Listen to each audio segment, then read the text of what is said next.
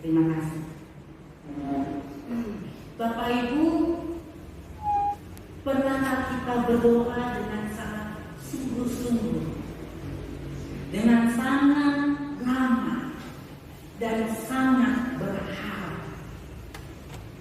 Namun sepertinya Tuhan tetap diam saja, tidak melakukan apa-apa. Apakah kita pernah menangis dalam doa, tetapi rasanya langit terlalu tertutup untuk mendengarkan jeritan hati kita? Firman Tuhan saat ini membawa kita kepada sebuah kisah yang sederhana, namun sangat mendalam. Ada seorang janda yang terus-menerus datang kepada seorang hakim yang tidak adil. Dia datang bukan hanya sekali, bukan hanya 2 kali, tetapi terus dan terus dan terus. Janda ini tidak punya kuasa, tidak punya uang, tidak punya pembela. Tetapi dia punya sesuatu yang sangat berharga. Ketekunan dan keyakinan bahwa kebenaran layak diperjuangkan. Tuhan Yesus membuka perumpamaan ini dengan satu tujuan, supaya mereka selalu berdoa dan tidak jemu-jemu. Inilah inti dari perumpamaan ini. Ketekunan dalam doa adalah wujud dari iman yang tidak menyerah. Janda dalam kisah ini adalah gambaran dari banyak orang di antara kita. Orang-orang yang hidupnya tidak mudah, orang-orang yang sering sekali tidak punya suara di tengah-tengah dunia yang bising,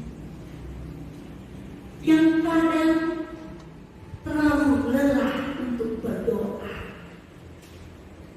tetapi masih berharap, yang setiap malam memohon dalam sunyi, Tuhan, dengarkanlah doa. Jemaat yang Tuhan Yesus kasihi dan berkati, Tuhan Yesus tidak sedang menggambarkan bahwa Allah seperti hakim yang tidak adil itu. Justru sebaliknya, Tuhan Yesus berkata, camkanlah apa yang dikatakan hakim yang lain itu. Kalau seorang hakim yang tidak takut Tuhan dan tidak peduli pada siapapun bisa berubah karena ketekunan seorang janda, betapa lebih lagi Allah yang penuh kasih dan keadilan akan menjawab seruan anak-anaknya yang berseru siang dan malam. Minta tolong suara yang ketiga, kakak. Namun kita ugi sumerep boten sedayo pandonga kaparingi wong Solo miturut beda lan kasanipun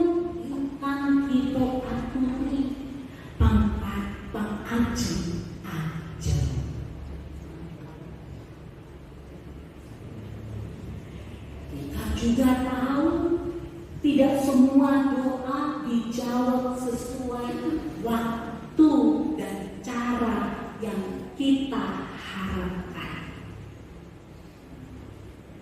Disinilah sering sekali iman kita diuji.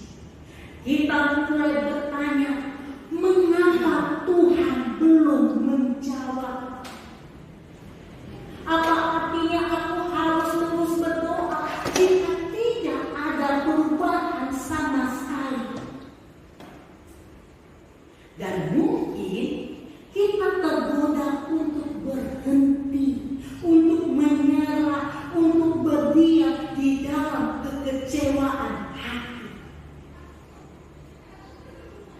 Bapak Ibu dan kita sekalian, iman bukanlah soal instan.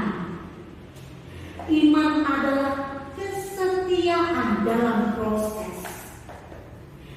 Iman bukan sekedar percaya Tuhan akan menjawab, tetapi juga percaya bahwa penundaan bukan berarti penolakan.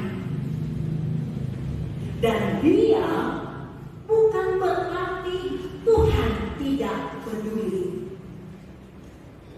Kadang justru dalam penantian Tuhan sedang membentuk hati kita supaya kita tidak hanya meminta, tetapi juga belajar mempercayakan hidup kita sepenuhnya kepada Tuhan. Kalau ditanya, kita percaya Tuhan enggak? Percaya enggak Bapak Ibu? Percaya ya? Tetapi sudahkah kita mempercayakan? Beda loh. Percaya kalau mempercayakan hidupnya kita kepada Tuhan. Nah, itu yang mau dilatih. Perhatikan, janda itu tidak menyerah. Dia tidak memiliki apa-apa kecuali sebuah keyakinan bahwa kebenaran dan keadilan adalah haknya. Karena itu dia datang lagi dan lagi hingga bahkan hakim yang lain itu akhirnya berkata, baiklah, kubenarkan saja dia supaya dia tidak terus-menerus menyusahkan aku. Bayangkan jika seorang janda bisa mengubah hati seorang hakim lain. Berapa kuasa doa Bapak Ibu yang datang kepada Allah yang Maha Kasih dan yang Maha Setia.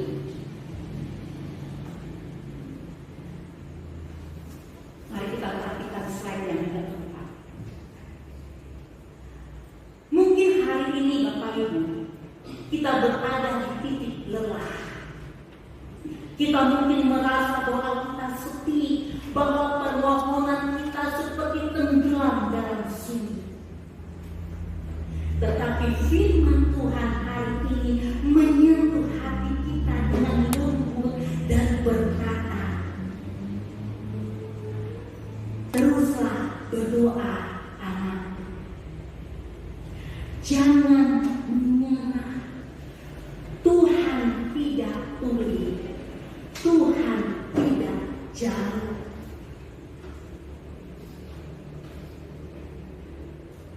Gusti boten likam, Gusti boten tepi. Dia mendengar, dia peduli, dan dia sedang bekerja sampai detik ini. Meskipun tidak terlalu terlihat. Tantangan di zaman ini begitu besar. Dunia makin cepat, makin bising, makin individualistis, sikut sana, sikut sini, jilat sana, jilat sini, rubah salah jadi benar. benar jadi salah. Pokoknya apa yang saya bilang, apa yang saya putuskan sebagai pemimpin dan yang berkuasa, kalian semua harus ikut. Yang penting kelompok saya aman dan nyaman. Dan saya hanya mendengar dari orang-orang saya dan kelompok-kelompok saya. Itu yang saat ini sedang terjadi dalam dunia secara keseluruhan. Karena itu, kita diajarkan untuk melakukan semua hal itu dan menyatakan bahwa yang gampang dan tidak instan itu lemah. Kita dipaksa untuk menjadi pribadi yang seperti itu. Kemarin Mbak Ede baru pulang dari Jakarta. Mbak Ede bilang sumpah, rame, individualistis. Wong Kiko kasih senyum dengan orang lain. Itu loh kayak korek ya toh? Tapi kalau di sini beda. Saya suka buka jendela mobil, saya senyum, kembang-kembang, enggak bu, beda. Tetapi iman Kristen justru mengajak kita berjalan dalam ketulusan, dalam kejujuran, dalam keadilan, dalam kesabaran, dalam kepercayaan, dan dalam ketekunan yang penuh dengan pengharapan. Ketika kita terus berdoa, kita sedang membentuk hati kita untuk peka akan hadirat Tuhan. Ketika kita tidak menyerah, kita sedang menanam benih iman yang dalam. Dan ketika kita tetap berharap, kita sedang berkata kepada dunia, Tuhanku hidup, Tuhanku peduli, dan aku akan tetap percaya meskipun hari ini aku belum melihat. Mari kita ingat bahwa Tuhan bukan hanya mendengar doa-doa kita. Tuhan juga mengubah kita melalui doa-doa itu. Di dalam proses menunggu, Tuhan mengajari kita untuk lebih bergantung lagi, lebih rendah hati lagi, lebih mengasihi dan lebih menyerahkan hidup kita ke dalam tangan Tuhan. Maka marilah kita datang kepada Tuhan hari ini dan hari-hari yang akan datang seperti janda itu, dengan hati yang tidak menyerah, dengan iman yang terus berharap, dan dengan keberanian untuk terus berseru,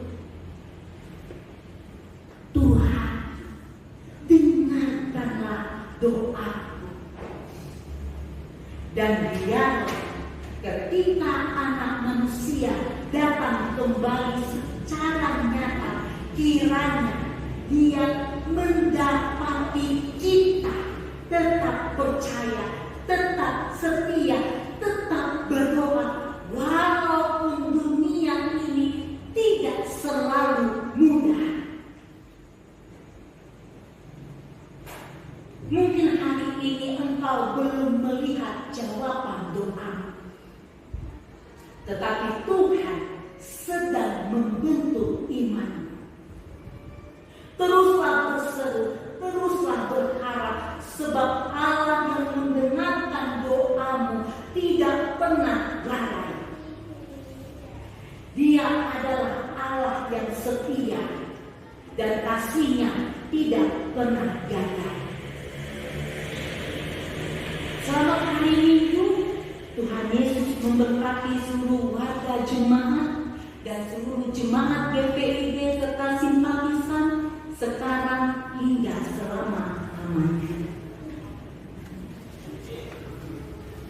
Mari kita bersatu sejenak.